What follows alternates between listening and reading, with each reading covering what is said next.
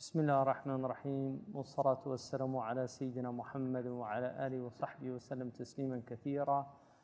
اللهم افتح علينا حكمتك وانشر علينا رحمتك يا ذا الجلال والإكرام. اللهم لا علم لنا إلا ما علمتنا إنك أنت العليم الحكيم. اللهم علمنا ما ينفعنا وانفعنا بما علمتنا وزدنا علما. وصل اللهم على سيدنا محمد وعلى آله وصحبه وسلم تسليما كثيرا والحمد لله رب العالمين ولا حول ولا قوة إلا بالله العلي العظيم. The Prophet ﷺ, just continuing on about some of the benefits of knowledge. The Prophet ﷺ said, الدنيا ملعونة ملعون ما فيها إلا ذكر الله سبحانه وتعالى وما والاه أو معلما أو متعلما. This dunya is mal'oon. In other words, la'an is to be far from Allah. The closest equivalent in English is damned, because it literally means al-mub'ad an rahmatillah, distance from the mercy of God. So he's saying this temporal world is a cursed place, and it's cursed what's in it except dhikrullah. وَمَا وَالَا, and those things that help it. So if you see a forest and it reminds you of God, it's a blessing. But if it makes you forget God, then it ends up, it's actually mal'oon as far as you're really concerned, because you didn't benefit from it. And then he said, or a teacher and a learner, a student. And like I said, there's another hadith that says, أو محبا لهما أو معينا لهم أو محبا لهم. The one helping them, and at least the one that loves them.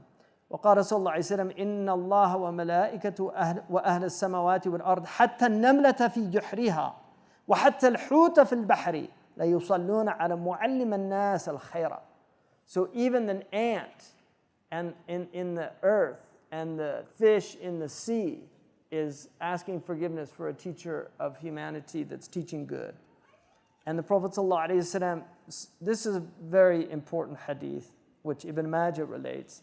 خرج رسول الله صلى الله عليه وسلم ذات يوم فرأى مجلسين أحدهما يدعون الله عز وجل ويرغبون إليه والثاني يعلمون الناس فقال أما هؤلاء فيسألون الله فإن شاء أعطاهم وإن شاء منعهم وأما هؤلاء فيعلمون الناس وإنما بعثت معلما. Very, very important hadith. ثم عدل إليهم وجلس معهم. So the Prophet ﷺ came and he saw two majlis in the masjid. One of them, they were making dua together and يرغبون إليه, and desiring God. والثاني, the second group, they were teaching people. And the Prophet said, as for these, they're making dua. If Allah wants, He'll give them. If He doesn't, He'll withhold from them. Allah لا يعطي عن بخل لا يمنع عن بخل. He doesn't withhold from miserliness, He withholds from hikmah. So He either gives or He doesn't. People call on Allah in this recent conflict, and He's not withholding because He hashahu. He gives in the time. When the time is right, He will give to the people that ask Him. The important thing is to keep asking. Just because the door doesn't seem to be opening, the fact that you're asking means the door is already open. It's already open. Whether the gift has come out of the door yet or not, that's the master of the house's prerogative when he sends the gift. But the fact that you're asking means the door is open. Now that's important because this one group was making dua, which is dhikr. In other words, they were doing dhikr. And one of the things, there's a difference between the alim and the abid and the muta'allam.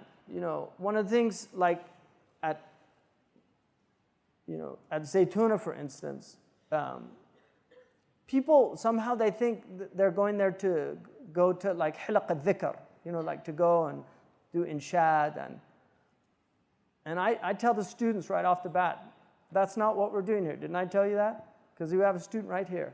He says, it's not what we're doing here. That's another tariqah. If you want to do that, there's other places to go and do that for. This is for knowledge. And that's what the students of knowledge do. They study. And the best thing that they can do is memorize Quran. That time should be used for memorizing Quran, for memorizing hadith, for learning your nahu, for doing those things. That's the time that you have. And so the Prophet ﷺ sat with the people of learning because he was sent. He said, إِنَّمَا بُعِثْتُ مُعَلِّمًا. I was only sent to teach. And إِنَّمَا means only. That's why I was sent.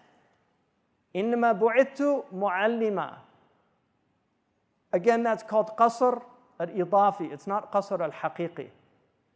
In other words, he was sent for other things, but he's emphasizing the importance of knowledge in his religion. This is the essence of what he came. He came to teach people how to be human. He came to connect them with their Lord. And so that's very important to understand that. Now, I'll tell you something that happened to me years ago. I was in Mauritania, and I memorized some lines from a poem that I'd heard from one of my teachers. And it was some lines from Sidi Abdullah wal Hajj Ibrahim, one of the greatest Usuli scholars of Mauritania. And he said, وَالْجَمْعُ لِلذِّكْرِ وَلِلْقُرْآنِ جَرَى بِهِ الْأَمْرُ فِي الْبُلْدَانِ وَنَصُّهُ صَحِيحٌ رَدًّا مُنْكَرًا وَالْعُذْرُ مِنْ خَفَائِهِ قَدْ ظَهَرَ فهو ينبغي له التمسك به ليدرك الجميع مدركه. That gathering for dhikr and to recite the Quran together, this is the urf. This is what the practice, the custom of the people throughout the lands of Islam is. And the proof for it is clear in the hadith. And those who reject it are excused because they didn't see the subtlety of the proof. And he said, but it's something that people should hold on to in order to get the benefit of it, the beauty of that. So he wrote this this is a true story. Take it or leave it. So we were traveling from Tuaimarat to Gero, and it's a very difficult road. You know what it's like. Dr. Rayhan's been there. Aisha's been there too, Dr. Aisha. It's a very difficult road, and anyway, so one of the Mauritanians had hitchhiked a ride with us. Not literally, but he said, can I go with you? And we said, okay. So he was in the back seat, and I was in the front seat. We had a driver. We're driving. And somebody said, oh, that's the cave where Sidi Abdullah ibn Hajj Ibrahim wrote Ghayat al-Rushd. No, sorry. That's the cave where he kana yata'abbad. That's where he used to go and do retreat and other things. It's in Tiganat. And I said, SubhanAllah, really, mashallah, there's a book I've been trying to get of his for a really long time. It's called Ghayat al-Rushd. And the man in the back from Tajikanat, he said, SubhanAllah, I just finished writing that out by hand. And he pulled it out of his bag, and he handed it to me. I said, I'll buy it from you. He said, no, it's a gift. He gave it to me. Wallah alladhi la ilaha. This is a karama from Sidi Abdullah. Wallah alladhi la ilaha illahu. I picked it up and I opened it. The first thing my eye fell on was, and I wrote this book, this poem and its commentary in a cave in Tiganat. That happened. So he said, and he was a truly great Usuli scholar, that this is the urf of the Muslims to gather for dhikr. As long as there's no munkar in it, it's the urf of the Muslims. And there's nothing in our tradition that says you can't do it. And Sidi Ahmad Zarruq said that the hadith of the athar of Ibn Mas'ud, where he said he saw some people in Iraq doing dhikr in a masjid, and he said, where'd you get this from? Did you surpass the companions of the Prophet ﷺ in knowledge? Sidi Ahmad Zarruq said in his Qawa'id that, first of all, what's the sanad of that? Because he said, I couldn't find a sanad for that. That's the first thing. The second thing he said, we don't know what he was actually referring to. Was it the majlis? Was it something happening in the majlis? So he said, you don't take that one athar and reject these hadiths where the Prophet said, مَجْتَمَعَ قَوْمًا فِي بَيْتٍ مِّن بِيُوتِ اللَّهِ يَتْلُونَ كِتَابَ اللَّهِ. Right? And in a riwayah, يذكرون الله. In a riwayah, إن لله ملائكة, Allah has angels, سيارين, they travel around the earth. يلتمسون حلق الذكر. They're looking for the circles of dhikr. Now some of them say, the people who reject the idea of gathering for dhikr, they say those hadiths relate to halal wal haram, learning halal and haram. But that's not what the hadith says. يَتْلُونَ كِتَابَ اللَّهِ. They recite it. And that يَتْلُونَ means they're reciting it together. And that's why Imam an-Nawawi in At-Tibyan says that it's a fadila to gather and recite the Quran in one voice. It's a fadila. And he says, وَفَاضِرٌ مَنْ يَدْعُو إِلَيْهِ. And it's a virtuous man that calls people to do that. In Morocco, the minister told me that of Awqaf, they estimate in Morocco that there are 250,000 khatam in Morocco every single month because of the hizb that they do. 250,000. Now, isn't it interesting? Morocco is one of the few Muslim countries that didn't have any of these disturbances. And it was the Muwahideen that instituted that. The Muwahidun, during their ahad in the 12th century, they instituted that. It's been going on in Morocco for 1,000 years. They've been doing that for almost 1,000 years. And what, all those ulama were ignorant? All those ulama didn't know what they were talking about. They didn't read the same hadith. They didn't read the same Quran. They came up with different conclusions, or they were just mubtadi'ah. Ibn Ashir was against the hizb, not because of the hizb, but because he said they didn't practice tajweed. He wasn't against the hizb itself, but he thought they were too loose on the tajweed, that they didn't practice it. So, but the important thing from that hadith is that the Prophet ﷺ sat with the people of knowledge, those learning. That's who he sat with.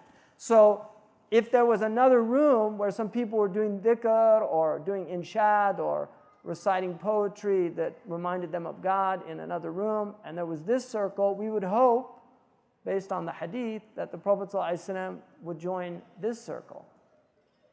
And then we'd all have to beg forgiveness for being such lousy representatives of his tradition.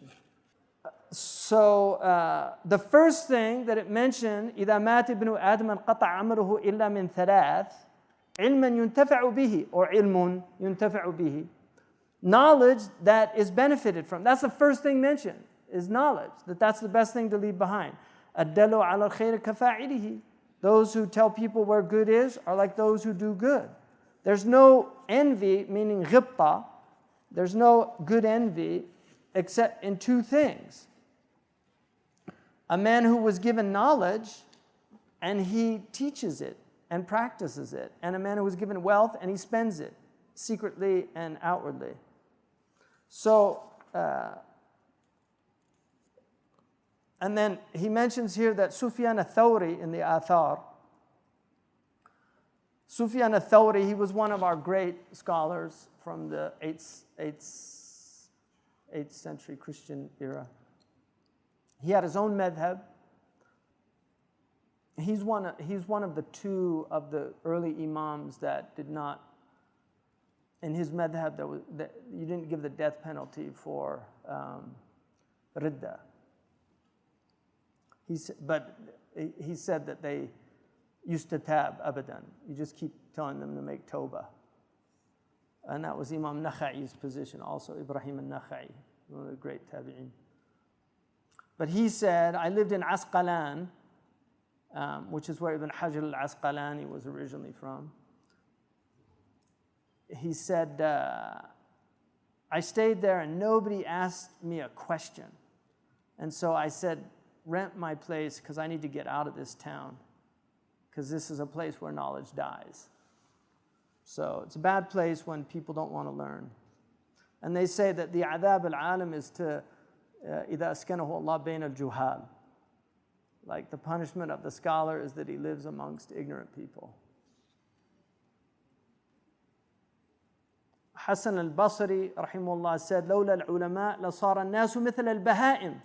If it wasn't for the scholars, people would be like animals. And we can see now what's happened. Because the loss of scholarship, people are behaving like animals. They're not teaching anymore, everywhere, all over the planet.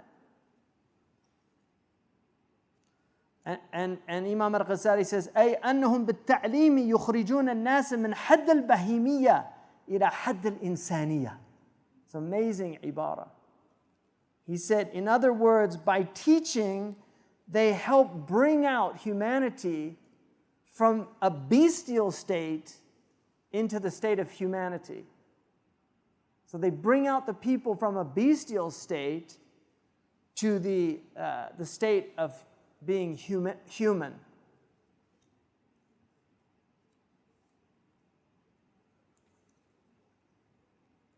Another important point, he says, knowledge begins with silence. The beginning of knowledge is silence. And then listening. And then retaining. And then acting in accordance with, and then spreading it. That's in Hilyat al-Awliya. It's very important. Muhammad al-Harithi said that. And that's the foundation of our tradition. It begins in silence. You can't learn. It's like the story they teach in the Japanese tradition about the man who came to learn from the martial arts teacher, and he told him who he'd been with. I've been with this man, I've been with that, and I learned this style, and then I learned this style. And he just kept going on and on. And when the tea came, he just kept pouring the tea until it was overflowing. And the student said, stop, it's full. He said, what, it can't take any more? He said, no, it's full, the glass is full. He said, it seems you're full too, so I don't have anything to pour into you. So the emptying out, this is called takhliya in our tradition. The Sahaba said the Prophet emptied us of Jahiliyyah and filled us with Islam. So the emptying out is the beginning of learning. You have to get rid of your ignorance, because ignorance, people can be full of themselves. You know, I mean, it's an interesting sentence that we use in English. He's full of himself, right? That's the nafs. And so how do you empty yourself of yourself so that something else can replace the ego, which is to become theocentric, to become God-centered, to get into the hub. So it begins with silence, and then it moves to listening, and then retention. You have to retain. Knowledge is retained. And that's why we study. We're a community historically of study. When Abu Dawood came to in Iraq, he was in Iraq. When he came to one of the cities there, they said that they could see thousands of ink, the midad in the masjid. Everybody was writing. People had a love for knowledge. Muslims had a love for knowledge. They would travel across the earth to learn.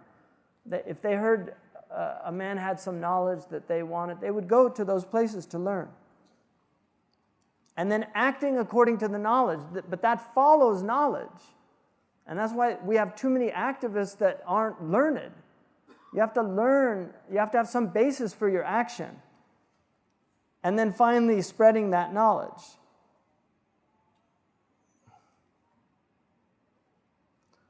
And it said, عَلَّمْ عِلْمَكَ مَنْ يَجْهَلُ, teach your knowledge to those who don't know, وَتَعَلَّمْ مِمَّنْ يَعْلَمْ, and learn from those who know. فَإِنَّكَ إِذَا فَعَلْتَ ذَلِكَ عَلِمْتَ مَا جَهِلْتَ وَحَفِظْتَ مَا عَلِمْتَ.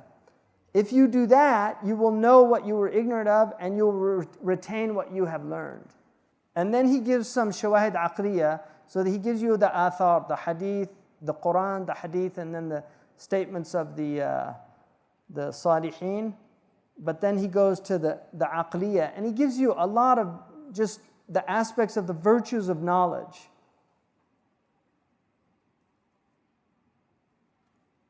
And he talks about the fact that everything has capacity and ability. So if you look at the creation, we have the ability to carry things, but an ant can carry much more of its weight than we can. An ant can carry, it would be like a human being picking up a piano or a truck and carrying it. The elephant can carry far more than we can carry. And then he said that eating, there are animals that can eat far more than we can eat. running, the cheetah can run much faster than we can run, or the deer. In all these different things that humans can do, animals can do them better. He said even the bird, in terms of its sexual appetite, far outstrips the human being. But he said, but the one thing that the man can do, that none of these animals can do, is think. And that's why this is what gives us our superiority over all creation. And we are superior, no matter how much these radical echo people want to argue that everything's the same, all life is the same on earth. It's not true. Life is precious. We should treat life, our tradition teaches us to honor the air. The Prophet ﷺ saw the janaza, marra bihi al-janaza, فقال المستريح والمستراح منه. And the Sahaba said, man mustarih wal mustarahu minhu, ya Rasulullah. This is in the Sahih. He said, what's the one who gets repose and the one who gets repose from it? And he said, al-mustarihu is the one that astaraha min nasib ad-dunya ila rahmatillah. Once he dies, he's free of the fatigue of this world. And he goes to the mercy of Allah. وَالْمُسْتَرَاحُ مِنْهُ الْعَبْدُ الْفَاجِرُ. So he said, الْعَبْدُ الْمُؤْمِنُ أَسْتَرَاحَ مِنْ نَصْبِ الدُّنْيَا إِلَى رَحْمَةِ اللَّهِ وَالْعَبْدُ الْفَاجِرُ أَسْتَرَاحَ مِنْهُ الْعِبَادُ وَالْبِلَادُ وَالدَّوَابُ وَالشَّجَرُ وَالدَّوَابُ. That the Abd al-Fajr, he gets repose from it, humans and lands and trees and animals. Like nature gets repose from these bad people. So when these polluters die, it's like mustarahu minhu. So we acknowledge that the creation is to be taken care of, but the human is the highest form. We believe in a hierarchy of being. And this idea that there's no hierarchy of being, no, we believe in a hierarchy of being because it indicates the ultimate in this hierarchy, which is the wujud of Allah. Allah is over everything.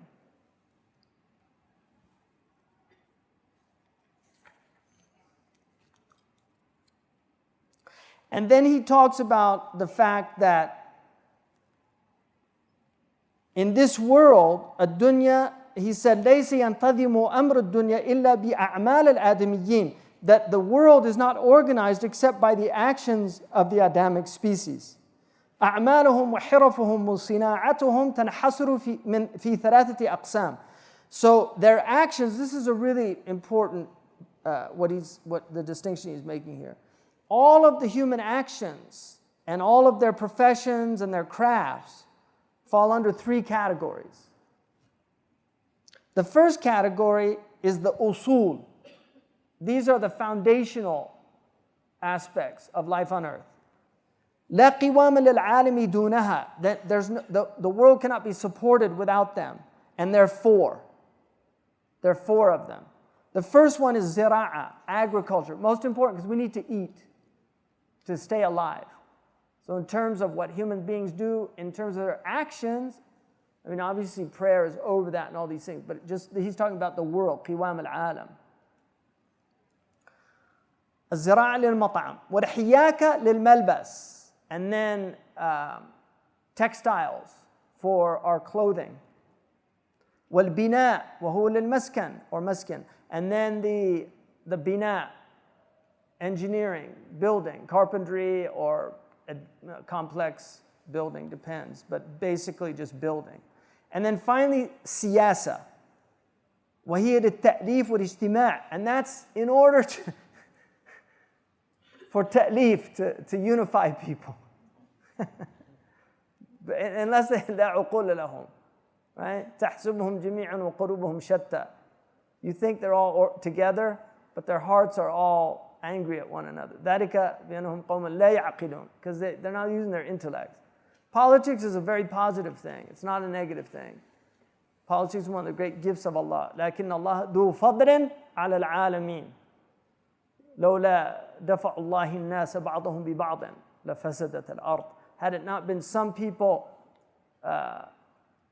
preventing others, or difa' in the riwayah, preventing others from harming, you would have seen the world in complete corruption.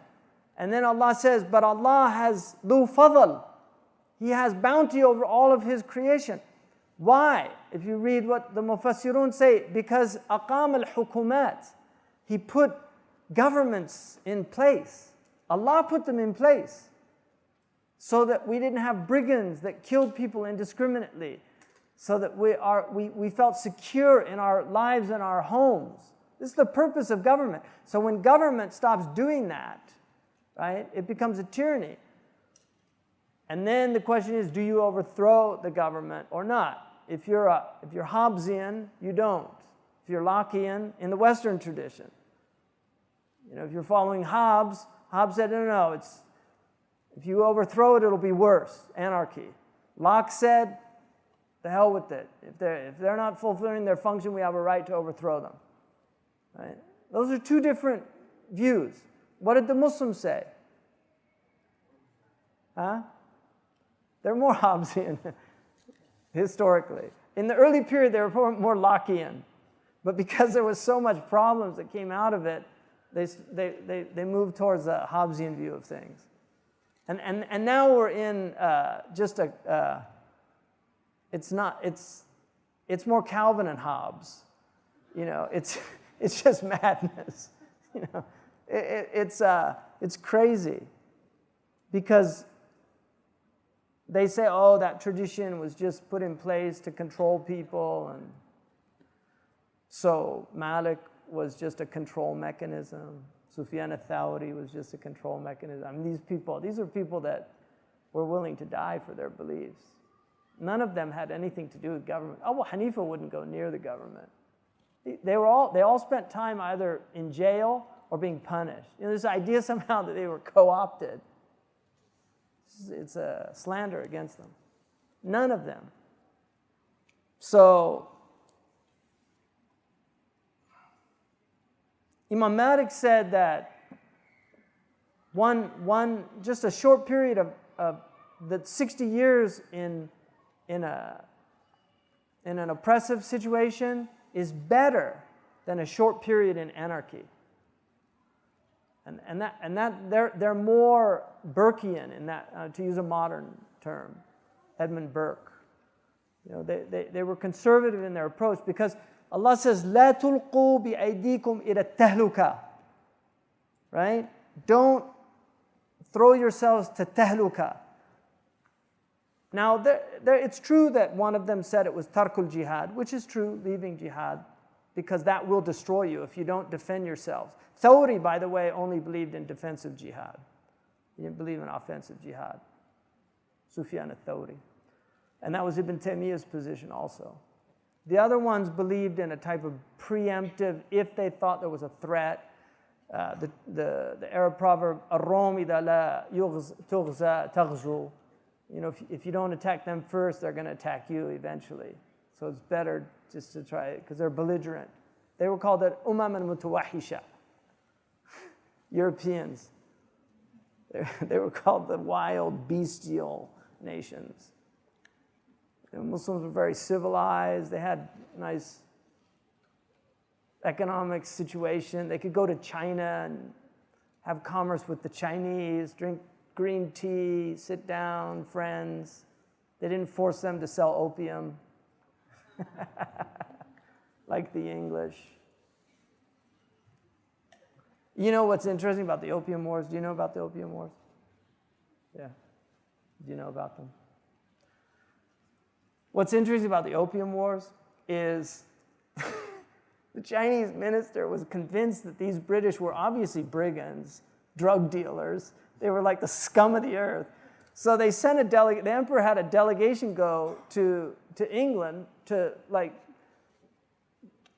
get them to help them get rid of these drug dealers.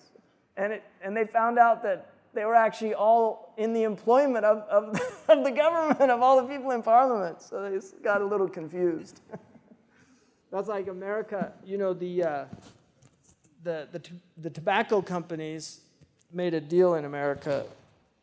We'll let you destroy the tobacco industry in America, but help us spread tobacco all over the world. So Thailand, their Minister of Health tried to outlaw these tobacco commercials, which in America, right, you can't do these commercials anymore. And they were told that by the US that if you do that, your aid's going to be suspended. They said our Ministry of Health can't deal with we have too many people getting emphysema and all these diseases, and that's the deal, because Thailand's Marlboro country.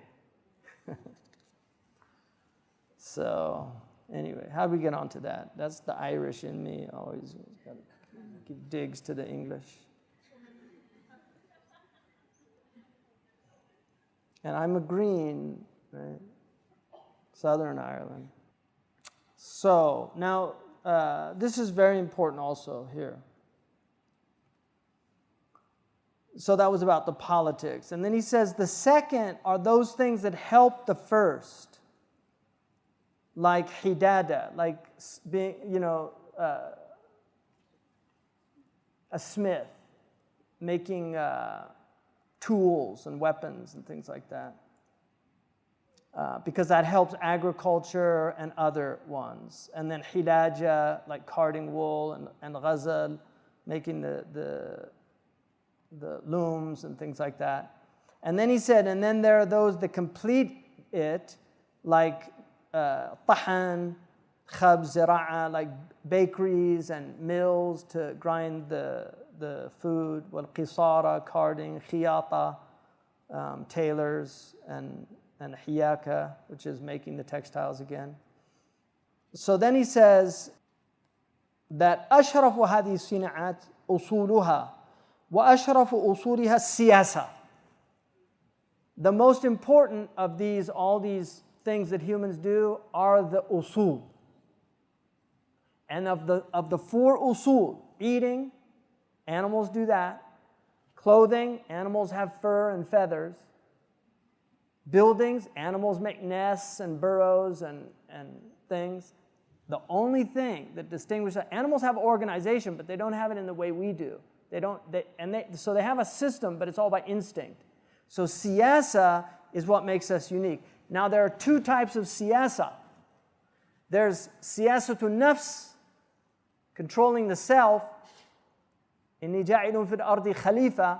First you have to be a khalifa over yourself. And then there's the siyasa of other people. So the father and the mother are the khalifa in the house. The children are the ra'iyah. They're the subjects of the house. Or if you live in some countries, they're more like citizens, where you ask them what they want for dinner. Like some countries, they don't ask kids, what do you want for dinner? They just get dinner, and they eat it, or they go to bed without dinner. But in some countries, what would you like for dinner? Oh, you don't want that? Okay, I'll make that, right? I mean, some Muslim countries, they roll their eyes when they see that. But that's part of the democratization of a culture. Epstein has a theory of governance called congruence theory. And what he argues in that theory is that governments only work to the degree with which whatever the modality of governance is being applied at the societal level, the same model has to permeate all the institutions of the society. So if you have a dictatorial model, if you have a dictator, you need dictators in the schools, teaching the children. You need dictators in the homes, treating the kids like tyrants. Because then it'll work, because this is just the way life is. But if you have in the house, if you have a society where shura is part of it, what does Ibrahim say to Ismail? إِنِّي أَرَى فِي الْمَنَامِ أَنِّي أَذْبَحُكَ. Right? I saw in the dream that I'm slaughtering. انظر ما ترى. Look and tell me what you think about that. He was a young boy, but his father's asking him because this is how people are enculturated into a culture of shura, which is the way of the prophets. They're not dictators. They recognize that human beings have intellect, right? They have free choice. Dictatorship doesn't acknowledge free choice. No, you just do what I'm telling you to do and don't ask why. If you have a parent like that, he's probably generally either a military parent, which is you need that. That's the way militaries work because they're like dictatorships. Or he's from a country that had a dictator over it. Right? So, كيف ما تكونوا يولى عليكم. There's Epstein's theory in a hadith. As you are, so are the people put over you. It has to be congruent. أعمالكم عمالكم. Your actions determine your rulers. Nobody wants to hear that. No, our rulers are oppressors. We're not oppressors. I'm not oppressing. Right? And then you see him at the job. يا أحمق جيب لي هذا أنت إيش فيك؟ أنت مجنون? You know, all that attitude towards subordinates, people under you. Or how about the way you treat your servant in the house? How are you treating them? I mean, I've been in Muslim countries where it's 24/7. There's no breaks. They just wake them up anytime. Am I making this up? I'm not making it up. So then you wonder, كيف ما تكونوا يولى عليكم. No, change. We have to change ourselves. إن الله لا يغير ما بقوم حتى يغيروا ما بأنفسهم. Allah doesn't change your conditions. He changes conditions. We don't change conditions. He's not going to change our conditions until we change ourselves. That's what He gave us taklif. Why are we so bothered about changing our conditions when that's not our taklif? Nobody wants to change themselves. Nobody wants to do that work. Because it's really hard. Nobody wants to do it though. It's a fascinating situation. And then these horrible things happen and we're like, keeps happening. Why does it keep happening? Well, Allah subhanahu wa ta'ala says, وَلَمَّا أَصَابَتْكُم مُّصِيبَةٌ قَدْ أَصَبْتُم مِّثْلَيْهَا قُلْتُمْ أَنَّ هَذَا. Sahaba, when they got afflicted at Uhud and they had done twice against them at Badr, they said, how'd this happen? We won at Badr. Why'd this happen? قُلْ هُوَ مِنْ عِنْدِ أَنفُسِكُمْ. It's from your own selves. Don't blame anybody but yourself. And people say that's blaming the victim. Well, show me the victim, the true victim. And that's not to negate that there are right and wrong sides. That's not negating that. Palestinian issue, it's not negating it. There's a right and a wrong side there. That's not negating that. And if I speak to to Israelis, that's what I would tell them. You're dhalimun. What you're doing is wrong. You're occupying land that's not yours. You're treating people in horrible conditions. But if I talk to my brothers and sisters, I have to remind myself and them, this is what our book says. Are we doing everything to get Allah on our side? Because the problem with Muslims for me is we just assume God's on our side. We don't have a God that's tribal. That's another religion has a tribal God. He prefers one tribe over others. That's not our religion. We don't have a tribal God. Our God is not tribal. Allah is with the righteous. لا ينال عهد الظالمين. My covenant is not extended to oppressors. And that doesn't just mean oppressing others, it means oppressing yourselves too. ما ظلمناهم. We didn't oppress them. ولكن هم أنفسهم كانوا يظلمون. They oppressed their own souls. So, what time is it? Ooh. How do you oppress yourself? The main way that we oppress ourselves is by it's by allowing the shahwa and the ghadab to take over. Because Allah gave us a hakim. And the hakim is our higher self. And if we allow our lower self to take charge, if we allow the horse to become the rider, we've oppressed ourselves. Because He gave us the ability to do that. And I once asked Marabt al-Hajj, when I was reading a poem with him, يجاهد نفسه لرب العالمين ويتحلى بمقامات اليقين خوف رجا شكر خوف رجا شكر وصبر توبة زهد توكل رضا محبة. So I'm reading this with him, and he said about that verse, he said أن على المرء أن يجاهد نفسه ويغلب نفسه حتى تستسلم له وتنقاد لأوامر الله وتجتنب نواهي الله. So he said that you have to fight yourself and overcome it until it's in obedience with Allah, it's in conformity with Allah. And I said, وَإِنْ كَانَتْ النَّفْسُ غَالِبًا. That's what I asked him. I said, what do we do when the nafs just is getting the better of it? He said, هي الحرب. He said, this is the war. What did the Prophet, when they asked Abu Sufyan about the war between him and the Prophet, he said, al-harbu sijal. It's a war of attrition. One day they win, one day we win. The war with the nafs is sijal. It's a war of attrition. You have to keep, and so what he said is, لا يكلف الله نفسا إلا وسعها. He wouldn't give us the taklif if we couldn't do it. وَالَّذِينَ جَاهَدُوا فِينَا لَنَهْدِيَنَّهُمْ سُبُلَنَا وَإِنَّ اللَّهَ وَاللَّهُ مَعَ الصَّابِرِينَ. Allah is with the people of sabr. Because it's sabr, musabira.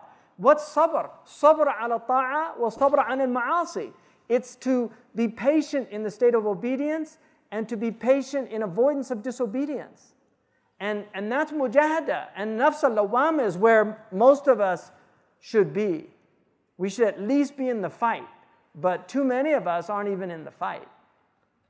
We're nafs al-ammara. And so, and another thing, I benefited greatly from a statement that Shaykh Abdullah bin Bayya once said. We were in an airport in Kuwait. And this Jordanian, he was an athlete, very physically fit. He was with a soccer team, I think, and they were coming to play in Kuwait. And he saw the Shaykh was sitting there. Shaykh Abdullah, he always just recites Quran. Like, if you're with him, I've been with him, days on end, and he's just, if you're not asking him a question, if he's not reading or doing ibadah, he's yatlu kitab Allah. And sometimes he does his subha, but generally it's Quran. And so he saw him, and mashallah, Shaykh Abdullah, if you see him, he has an effect on you. So he walked over to him and he said, Shaykh, can I ask you a question? He said, Tafaddal.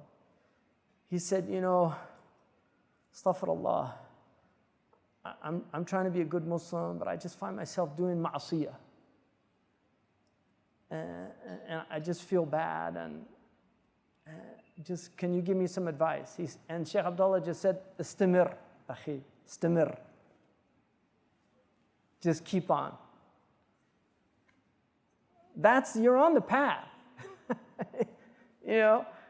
He feels bad, that's a good sign. The problem is when they don't feel bad. So that's the real dhulm. And too many of us are in that state. Now, obviously, one of the philosophers that really troubled me was Nietzsche when I read him, because Nietzsche makes a really interesting point about one of the things that religion does is that it puts it on, it blames the victim, you see. But the reality of that is that the opposite of it is a demonic view, and that's where Iblis is, because Iblis blames everybody but himself. He blames God. Why'd you choose Adam over me? He blames man. He never will take responsibility. But Adam and Hawa, the first thing they did when they made the mistake, I wronged myself. Yunus, the first thing he did, right? Inni kuntu min al-zalimin. He said it. He wasn't a zalim. How was he a zalim? Right? So that's really important for us to remember. That's the prophetic minhaj, is to blame the self. The demonic minhaj is to blame everybody else. That doesn't mean that we don't take sides in these things. But I'm looking at it from a metaphysical perspective because too many of us are looking at it from a political perspective. The political perspective is valid, undeniably. It is a valid perspective, and I'm not denying that perspective. It's true and it's real. There are wrongdoers. A woman in a house who's being punished by, beaten by her husband is a zalim. But what does she do about the situation? That's where Islam is very empowering.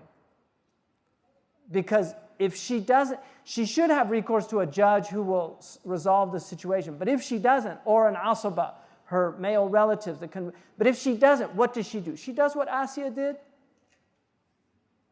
who called on Allah about Fir'aun. She was in Fir'aun's house, she couldn't do anything, and she just said, وَابْنِي لِي بَيْتًا فِي الْجَنَّةِ, give me a house in Jannah, because this house isn't working out. That's a different perspective, So let me just finish this and then we'll end.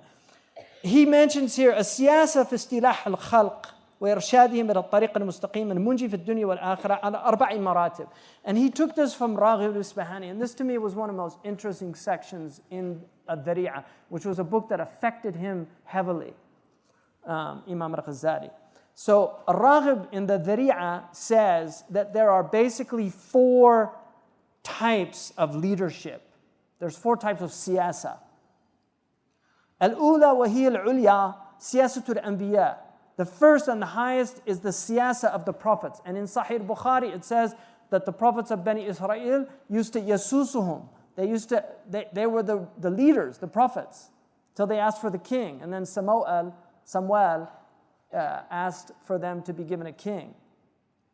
وحكمهم على الخاصة والعامة جميعا في ظاهرهم وباطنهم. Their ruling, the power of the Anbiya is on the elite and the common people. The elect and the vulgar. It's on everybody, inwardly and outwardly. So they rule the outward and the inward of humanity. That's why we're supposed to obey them outwardly and inwardly. الثانية الخلفاء والملوك والسلاطين والرؤساء now. The second are the caliphs, the kings, the sultans, the presidents. وحكمهم على خاصة والعامة جميعا ولكن على ظاهرهم لا على باطنهم. Their ruling is on everybody, the elect and the common, but only on their outward. They control the outward of these people. الثالثة العلماء بالله عز وجل وبدينه. In Raghib calls them the hukama, the wise ones, which would have been synonymous for philosopher at that time. He calls them the ulama billah, the people that know God, the scholars that know God and know His religion. الذين هم ورثة الأنبياء وحكم على باطن الخاصة فقط. Their ruling is on the internal states of the elect. باطن الخاصة فقط. لا يرتفع فهم العامة إلى الاستفادة منهم. Because common people can't really benefit from them. Their understanding is too rarefied for the common people. They don't benefit from them. ولا تنتهي قوتهم إلى التصرف في ظواهرهم بالإلزام والمنع. And they don't have the ability to force people to follow them like the salatin do, the rulers. والرابعة, and this Raghib says these are the most dangerous, الوعاظ, the preachers. And we would include in this category today all these news editorial people, giving their opinions, people like Bill O'Reilly, these type people. They go under this category. And Glenn Beck, what's that woman, terrible blonde-haired lady?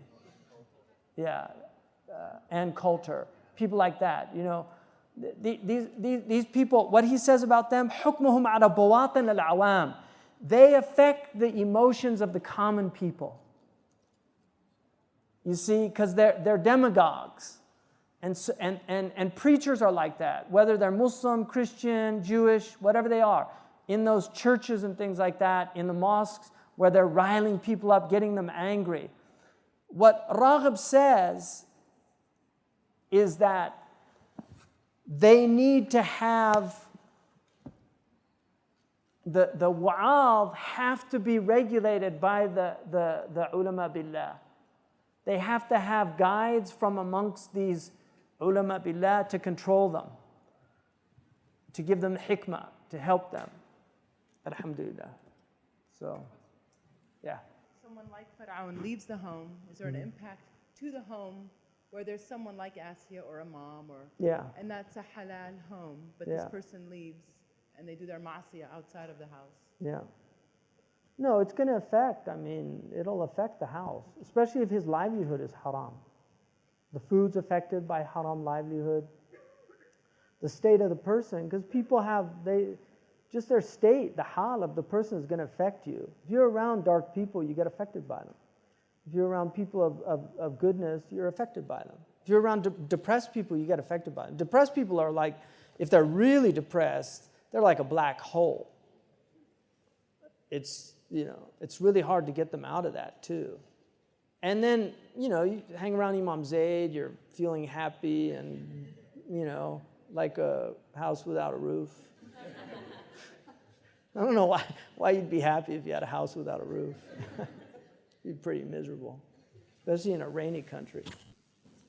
Does that make sense? Yeah.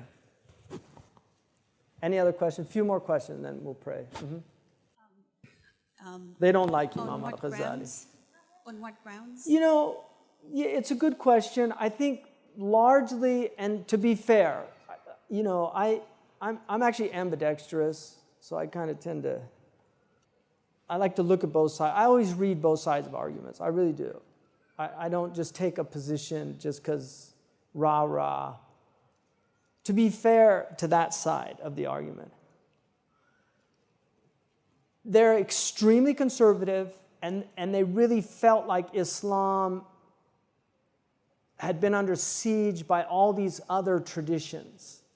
And there's a lot of truth to that. And so they wanted to, what they felt was all this stuff came into the religion that we needed to purify it of. So by the 7th century, Ibn Taymiyyah was saying this Hellenistic thought got in here, and it's really affected the way the ulama think. Well, he's considered the main man that did it, because he was so brilliant. He was really able to help the Seljuks get the Ash'ari Aqidah to become the predominant Aqidah, even though it was extensive, but he really sealed it. He also introduced logic into usul al-fiqh.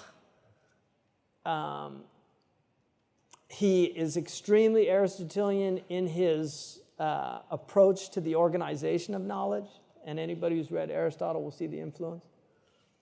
So they really felt that, and then they felt that he was influenced by Plotinus and Neoplatonic thought. They felt he was influenced by the Batiniya because he studied the Ismailiyya pretty seriously, even though he refuted them. So for some reason, they really feel that he's the main problem, which is unfortunate, because in the golden age of Islam, he was Hujjat al-Islam. He really was considered to be one of the greatest teachers of Islam. In the closest person to him in Christendom is probably St. Thomas Aquinas, just in terms of his impact on the Catholic Church. And he borrowed heavily from Ghazali. So, and that is simply a fact. And they both borrowed from Ibn Sina, because he's influenced by Ibn Sina, undeniably. And Ibn Taymiyyah had a serious problem with Ibn Sina, his metaphysics. But he took what was beneficial from Ibn Sina, and he had the discriminatory capacity to distinguish between the haqq and the batil there. So he benefited from what was beneficial. وَالْحِكْمَةُ ضَالَّةُ الْمُؤْمِنِ. So that's at the root of the problem, is that, but we need to live together. They're not going away, and we're not going away. We need to live together. This is the normative tradition of our faith for about 1,200 years. It's only in the last 100 years that this has really started to change. There is a strain, undeniably. It's very small, but it has been there. You've always had a group of Hanabila that were against, and also against the Ash'ari, Also, look, Ibn Abd al-Barr, who's one of the great scholars of the West, and he was Hafiz, and nobody would say that he was not a Sunni. And if they did, that they would be a Mubtada'. He was very anti-Ash'ari kalam. So this whole idea that there's not other opinions is also false. The Athari position is an acceptable position. And I think the reason I translated the Aqidah Tahawiyya is because it's a very basic Athari text, and it's pretty much agreed upon. There's differences about how it's interpreted, but it's pretty much agreed upon. And for the vast majority of people, that is the best Aqidah to follow, with a sound commentary, like Al-Ghunaymi's. Ibn Abd al-Izz, his commentary, which is useful for ulama, it's got some real problems, though, in it. But when you get into refutation, you need dialectical theology. This idea that we don't need dialectical theologians is insane. And we don't have any, and it's a real problem because we have quantum physics is there now. We've got evolution, and it's not enough just to say, it's just kufr, a'udhu billah. If you believe in that, brother, you're going to hell. It doesn't work for a microbiologist who's struggling with his faith because he's being very convinced by a lot of the arguments that he's reading. He needs a little more than that, right? And so you need a theologian who also happens to be a serious microbiologist to be able to really give us an opinion on something like that. So we need dialectical theologians. I'm convinced of that. And our tradition was very strong in that area. I mean, if you read At-Tusi, if you read the Taftazani commentary, it's amazing what we talked about and what we're grappling with. I was going to say, when you're pursuing knowledge, would you recommend going for perhaps a Western university degree and then going for ilm, or going with ilm first and then going for a university degree?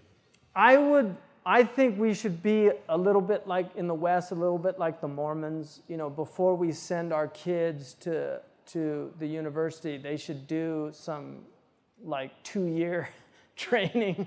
I would not send an 18-year-old into an American university without some real understanding of his religion, because there's people in these universities that are just masters of sophistry, and they can really run rings around simplistic arguments for faith.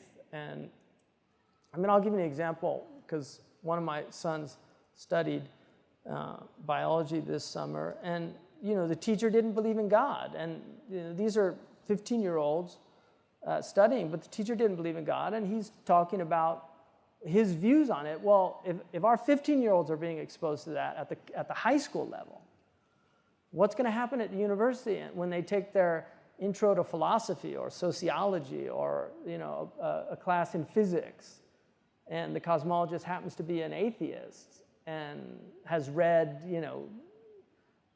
Dawkins and the new atheists and starts espousing these things. And some of the Muslims have been fooled by these people. What's interesting to me is these people aren't new. None of them are new. There's no new ideas in atheism. In fact, the atheists of today are far less rigorous than the atheists of the past. I mean, Nietzsche, if you want an atheist, just read Nietzsche. Don't read him. Yeah. But, everything's gone to pot, including the atheists, right? So that's what Robbie George said.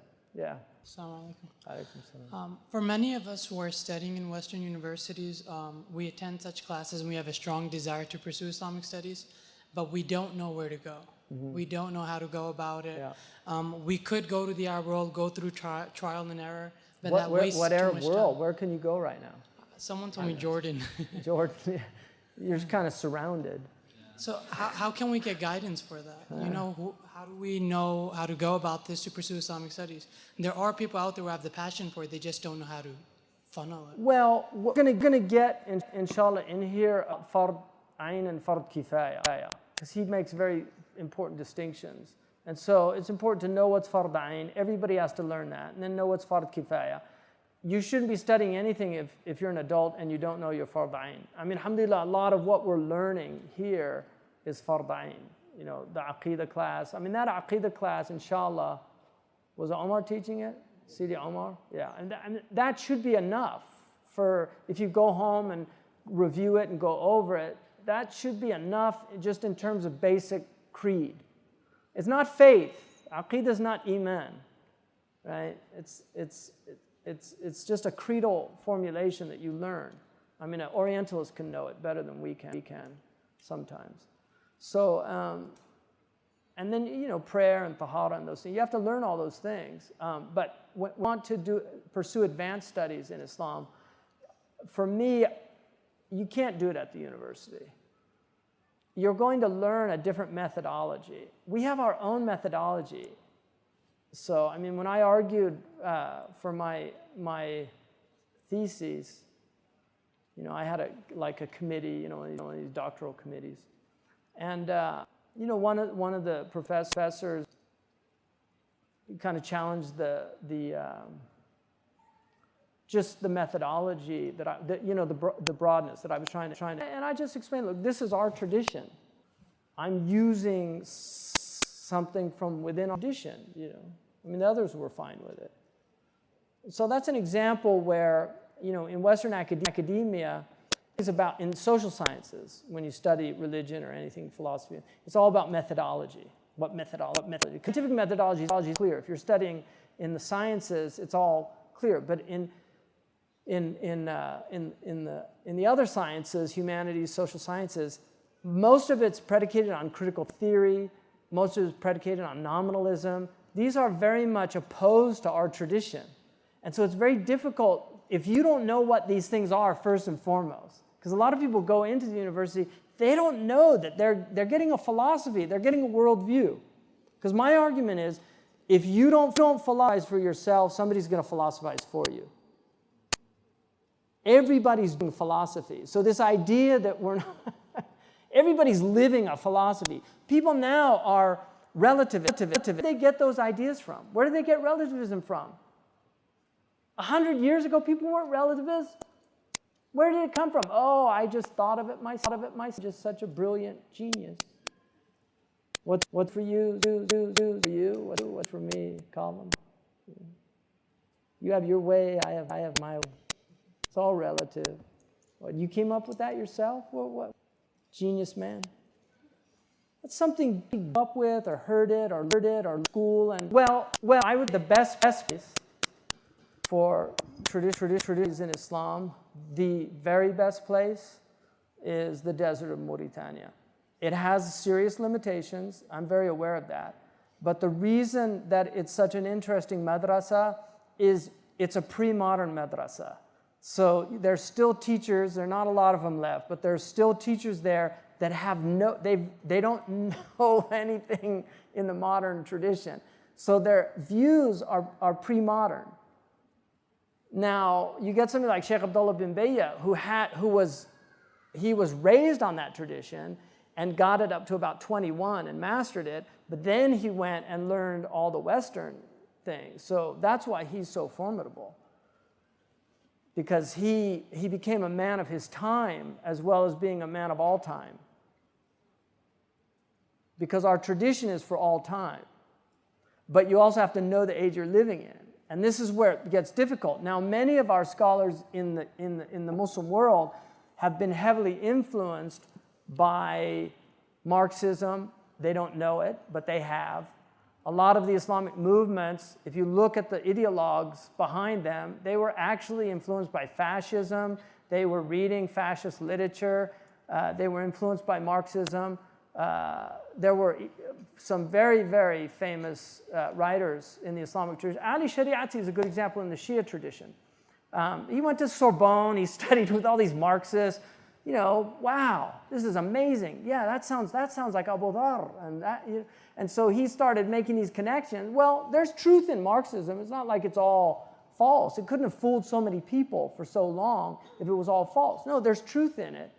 The devil always uses truth. He's always going to mix truth with falsehood. It'll be 80% true, 20% false. But there's a lot of problems with it.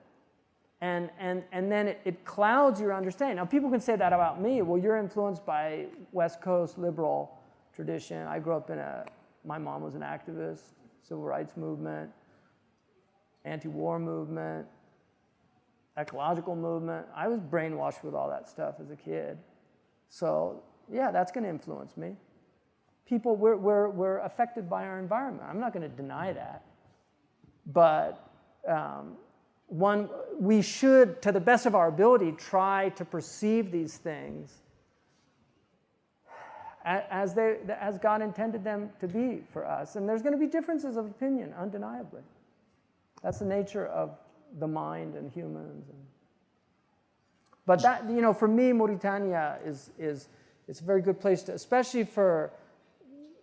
But then it has its limitations, because you can't take Mauritanian fiqh and think that you can go to America and just apply fiqh that was working in the Mauritanian desert for Bedouin people and think that's going to work in an advanced industrial or post-industrial society, because it doesn't work like that.